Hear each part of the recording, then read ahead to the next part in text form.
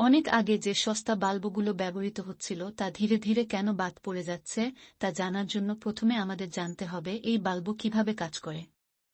এর গঠন খুবই সহজ। এর মূল উপাদান হচ্ছে এর ভিতরে ফিলামেন্ট।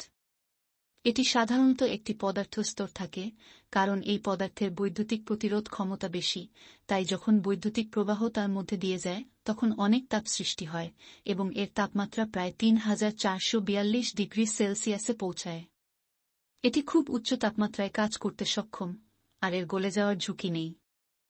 বাল্বের বাইরের খোলসটি কাচের তৈরি, যা অভ্যন্তরীণ উপাদানগুলোকে সুরক্ষা দেয়।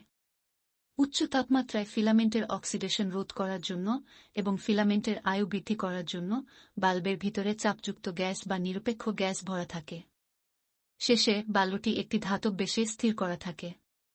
যখন বাল্বে বিদ্যুৎ প্রবাহিত হয় তখন বিদ্যুৎ প্রবাহ ফিলামেন্টে প্রবাহিত হয় এবং ফিলামেন্টের তাপমাত্রা ধীরে ধীরে বেড়ে যায়, যা সাধারণত ২,০০০ থেকে ৩,০০০ ডিগ্রি সেলসিয়াসে পৌঁছায় এবং বাল্বটি আলো সৃষ্টি করতে শুরু করে।